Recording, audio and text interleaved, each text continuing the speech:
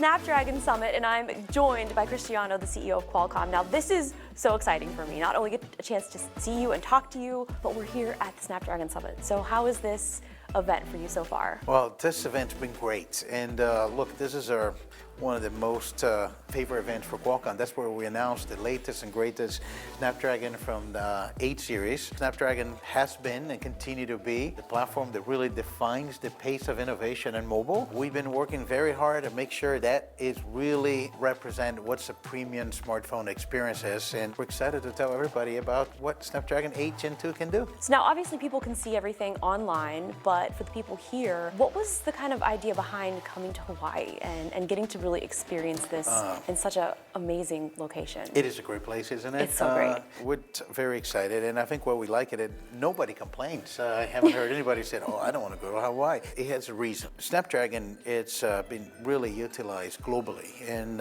it has been the premium mobile processor everywhere. And Hawaii seems to be an easier location for people from the United States to come in, from people from Asia to come in. We always have partners from Japan, from Korea. We used to have a very big delegation from China. Hopefully they'll be here next year. And then, adds to the fact that nobody complains about coming to Hawaii. It has been really a premier event for mobile technology. This is where mobile innovation happens. It is about not only what we show, but our partners can show some of the use cases we can demonstrate. And it's an opportunity for people to stay with us a couple of days fully immersed in mobile technology. And I think that's why people keeps coming back to Tech Summit in Hawaii. Yeah, and it's so fun because you just run into people that you may have only met online, or you've been fans of their work in either YouTube or journalism. So it's like everyone is here and you get to see them all and learn about all of the new tech. So speaking of new tech, what are some of the highlights that you guys have announced this week? The Snapdragon 8 Gen 2, besides the speeds and feeds and being, some of the fastest mobile processor in the industry right now, one thing that is different is how much experiences are changing by AI. One of the fastest growing processor area in the Snapdragon platform is AI processing. And you see now AI defining every experience. We talk about connectivity, we talk about a 5G and Wi-Fi 7 plus AI, and what are some of the use cases enabled by AI. When we talk about camera, besides a great camera, we now talk about cognitive camera, because you have a lot of AI processing. Same thing for sound. When you think about lossless sound between your device and your earbuds, also enabled by AI. So one thing that is different is how pervasive AI is. And we have some new technology. I'm going to go a little bit technical, but it's the ability to also create AI processing that you can continuously do the computation for the use cases. And with that, we announced something called micro precision AI. We announced a new way of doing the processing using Integer 4 that you can have 60% improvement in performance per watt, which means you can use AI and not compromise your battery life. Well, it's so interesting because I feel like the AI buzzword is just being tossed around all the time. And sometimes when people are saying it, I'm like, I don't think you actually know what you're saying. Like that does not apply. So for you, what do you feel like AI actually is? Great question. With AI, it's really, the way I would define it is you have now the ability to do a lot of parallel computation, you have access to data, and you can do a lot of inference from that data. So one of the things we're going to be talking about it is how you think about AI in terms of the specific use case. For example, in connectivity. When you think about your 5G connectivity or Wi-Fi connectivity, you move around, you're using your radios and you connect to the internet, but the device is learning about where you are. Do you have a good signal at that particular point? Usually you drop a package or you have a glitch. Can I increase the power at that particular location? So all of a sudden you start to have seamless connectivity because the device is learning about you and what you're doing. And through that computation, you now can make a decision and how you apply the modem. Same thing with camera. The easiest way to describe AI in a camera is you take a picture at night, the system knows that that's the water, that's the ocean, and it's blue.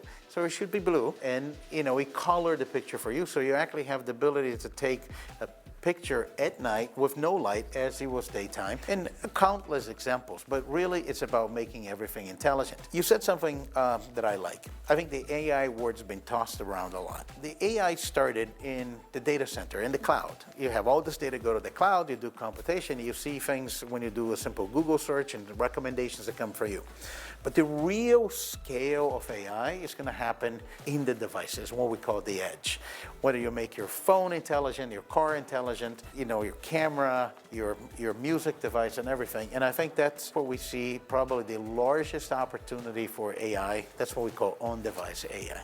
It's interesting, I didn't even think about giving it more power to be able to get better service. I honestly never thought about that, so that's actually a pretty unique use case. One of the use cases that I recently saw was I got a chance to go to Microsoft and see how they were using AI for the voice isolation feature. It blew my mind. Incredible, isn't it? I mean, it was like we were yelling in the background and you could not hear anything but the person's voice. So that, for me as a creator, I was like, this is game-changing. What I like about that, it's really resonate with this whole conversation about experiences. It's not the technology for sake of technology, but can, every one of us right now, we've been in a Teams call or a Zoom call, and all of a sudden you have somebody, you have a dog, like my dog had participated in a number of meetings because he would start barking in the background or keys or anything, and the ability to simply take that away.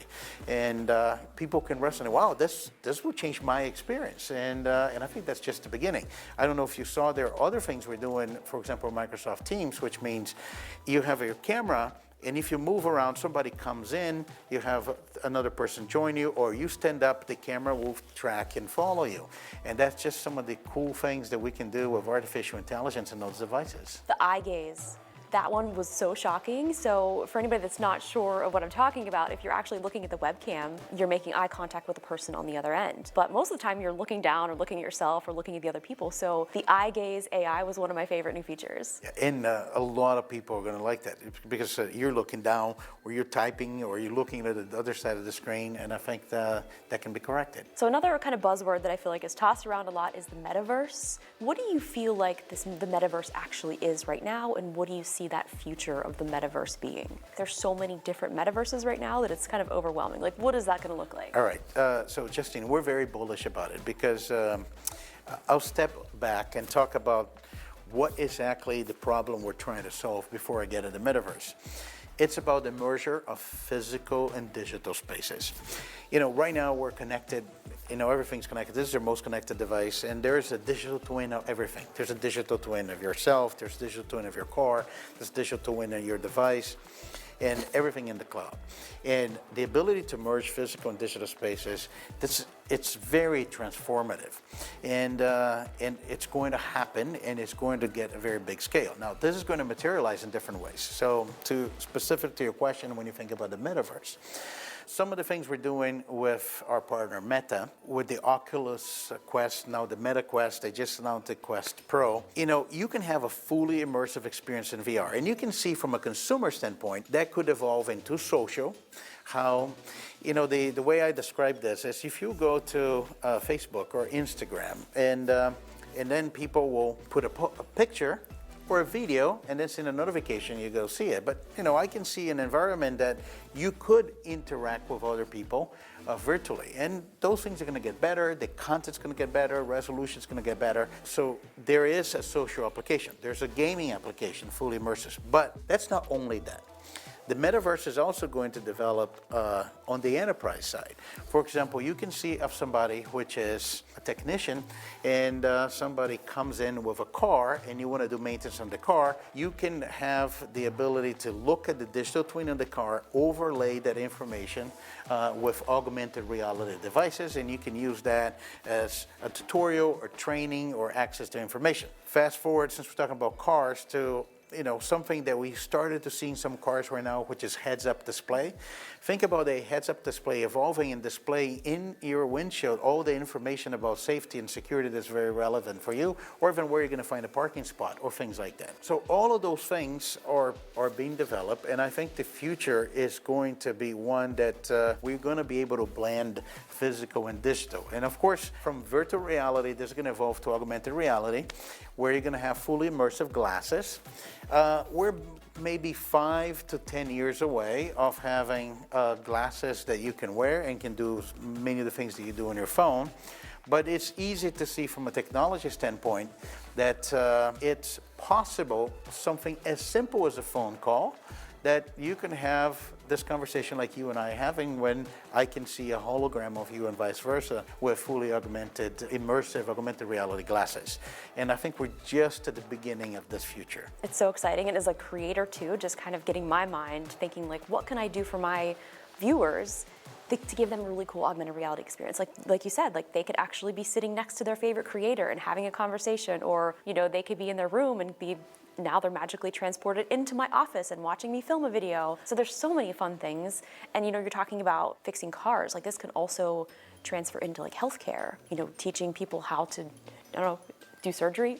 There's so many different implementations that it's so fascinating. I think across every industry, but also, so for example, how people consume sports or concerts. The ability to be present in a concert or into sports, even though you're watching from your home. I think there's a multitude of opportunities, and we're just at the very early stages of building those devices and having the ecosystem form. Now, you guys, Qualcomm, it's such a huge company, and I think that you guys do so much more than even I ever realized. So for everyone at home watching, can you give us kind of like a little, overview of what types of things that you guys are in, because you're in so many different things that I think people don't even realize it. We're doing it a lot. It's so fascinating. All right, so the way I would describe Qualcomm is probably well known for what we're doing, what we have done in the mobile space. I think smartphone is our most beloved device, our inseparable device, is mankind's largest development platform, and we are close into our processors.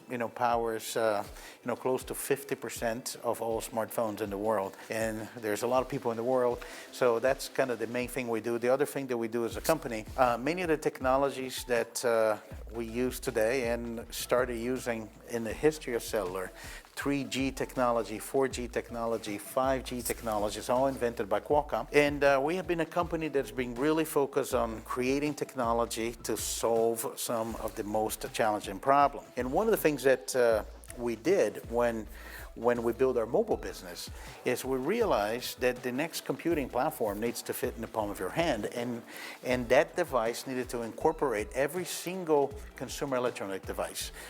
What's the best camera in the world? The one that you carry with you all the time, and that's the camera on your smartphone. Same thing as your music device, is your video device. It's going to be your productivity device, and so forth. And with that technology that we developed for mobile, we saw an opportunity to take the technology to every other device. And I think that's what we're doing today. So we're the company providing the connectivity to the cloud, the processing, and the artificial intelligence for those billions of devices that we have around us. And if I provide some concrete examples, besides phones, you now find Snapdragon into Windows PCs. You find Snapdragon on tablets as our processor. You find Snapdragon Sound earbuds. You find Snapdragon Wear on smartwatches. We also enter the automotive space. There's something called the Snapdragon Digital Chassis, which is, it's funny, Justin, the reason we entered that market is because we realized that people will go into their car, they buy a little holder, they put the smartphone right there as they're driving. Well, why is people doing that? Because there's more information that is relevant to them for their phones than what you can get in the car. We said, let's just go into the car. So right now we're working with, most people don't know, but we're working with the 29 of the global brands. Virtually every brand in the world is using with Qualcomm, connect the car to the cloud, the digital cockpit experience, and then ADAS and autonomy. But we're not stopping there. We also working with companies that are doing devices for the Metaverse, virtual reality, augmented reality devices. Of all the devices that exist today, which is over 40, all use Qualcomm technology and processor. And we have been expanding into what we call the IoT space, industrial IoT, and you see us in healthcare, in retail, in industrial, in energy, and a number of other markets. We're busy, but it's an exciting future ahead of us. I'm exhausted just hearing you list off all of those things, but I mean, you guys are such a massive company, and you just most recently became the CEO a few years ago, so congratulations. Thank you. You've had quite the history with Qualcomm, and now you're kind of leading them into the next era, so I'd love to hear about kind of your past. Yeah, look, I've been born and raised in Brazil, went to engineering school in Brazil. I got joined Qualcomm in 1995 as an engineer. And became CEO June 30th, 2021. And it's been I love this company. It's been a great journey. I think I've been fortunate enough to participate in every transition of wireless. I work in wireless in the cellular industry my whole life, and I've seen that some of the technologies that we have developed and we thought about we can do this at Qualcomm had really changed the world. I think that's the motivation that we have in this company to come to work every day. We really like being in a position that we can change the future with technology, and that's what we'll continue to be doing. So I have a lot of younger viewers that watch my channel, and I feel like for them, kind of, I don't know, just seeing people in high power, they're like, well, what did they want to be when they were younger? And that was something that I was always curious. Like, did you have a career choice in mind when you were younger? Like, oh, I always wanted to be this. That's a difficult question to answer. You know, I always liked math and physics and chemistry, science. I like that. You know, when I wanted to go to I decided what I'm going to do when I'm going to go to college. You know, I remember my dad said to me, son, you can do anything you want as long as medical school, law school, and engineering school. So then I said, all right, that's easy. I like math. I like science. I'm going to go to engineering school. I did, however, when I was in school, I really got very interested in communications and wireless communication. I saw there's huge potential of radio communications. This is at the time that there was not cell phones yet, and I think the opportunity for radio communications for everyone to carry a phone with them all the time. So I got interested in that, ended up following a career in wireless, and here I am. So do you have any advice for any kids now, kind of like looking to get into any types of specific fields? Look, I'm very passionate about STEM education. I think there's a lot of opportunities in technology. You know, we look at how much technology there's around us, and but I think the future is yet to be invented, and I'm more excited than ever been about some of the advancements in the area of communications, the area of computing, the area of artificial intelligence, and I think you know, STEM's a great career. Yeah, for sure. And with 5G, I feel like that is now pushing things even further because we're going to be able to do things so much quicker. As a creator, this is great. I can do camera to cloud. I can upload my videos faster. But what other types of areas do you see 5G affecting? One of the least understood capabilities of 5G, you know, we talk about it's very high speed and no more congestion. You can have a gigabit of data. You have very low latency, which you can play games in the cloud, and you're not going to have any delays.